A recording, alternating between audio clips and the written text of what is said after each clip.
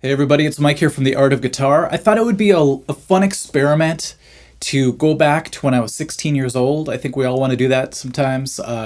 And just try to relearn a solo that I composed back when I was a young punk kid. Because I was thinking about it after I listened to the demo again, and I was like, you know what? I'm doing things in the solo that I wouldn't dare do today. I was just a little more reckless back then. I didn't overthink things. I was just a little more wild. I wanted to show off a little bit, so I did a few things that were maybe faster than they should have been. I just tried to cram a bunch of notes into certain parts. So it's kind of like taking a time machine back and trying to learn from my younger self. Sort of a strange thing. It's like backwards. Usually you go back to the future or back to the past. I'm confused because of the movie. Back to the past to teach your younger self something, but I'm going back to the past to learn something from my younger self because I really want to go back and capture some of that energy that I had back then. So anyways, first let's check out the track.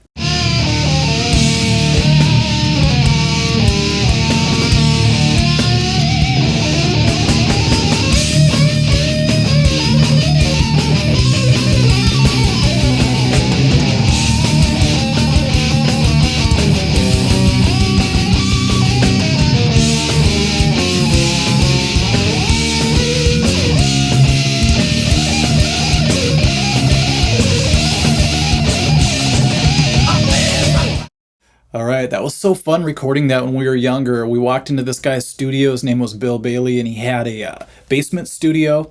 It was a 16-track, I believe, 1-inch tape setup. So we were just in awe of his equipment. We thought it was so cool. We were really nervous, and I think that's part of the reason why we played so fast. Along with all the adrenaline and youthful energy we had. But let me walk you through what I figured out from the solo, because I took a couple days and I learned it note for note. And then I'll try at the end to actually play it with a backing track that I had to recreate.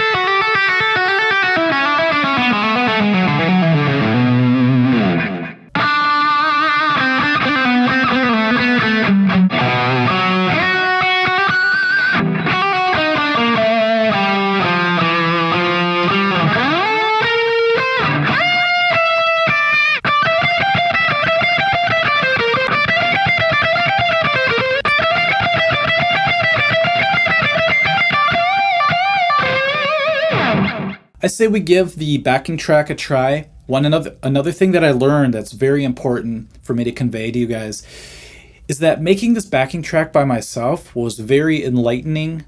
I thought I'm going to make this sound real heavy and really do it up, but I realized that although sonically it might sound a little better because I had a lot more time to mix this, it didn't have the same energy as the four of us young kids in a room together playing our hearts out back then. And our drummer had the tendency once in a while to sort of speed up on parts.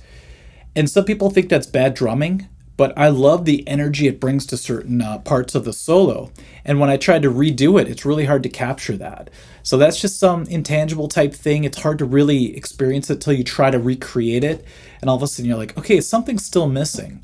And a lot of that has to do with the energy we had when we were 16 and 15. Okay, so let's give it a try with the backing track and see how it sounds today, all these years later.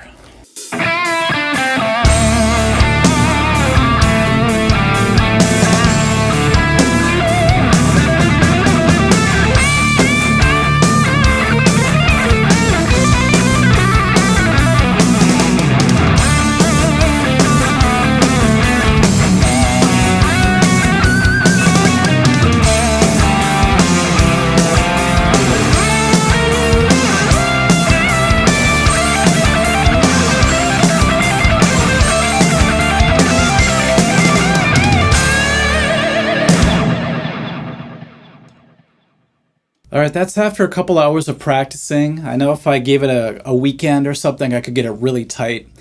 But yeah, it's really interesting to go back and try to redo things you did naturally back when you were a kid. It's like all these experiences I had over the years, all these different playing situations, all these solos I've had to play have changed my brain, and I'm just wired differently now. So that feels very unnatural to play a lot of those licks that it used to feel so easy. So thanks everyone for taking a trip down memory lane with me. I do think it's healthy to go back and really reevaluate your playing over the years. And man, it's fun to go back, and it's very nostalgic to try to relearn licks that you used to play, especially if they're licks that you wrote. I mean, I could go back and play early Metallica stuff and still get that feeling kind of, but there's something extra special about trying to relearn solos that you actually created back in the day. So if you could do that now, it's a really cool experience.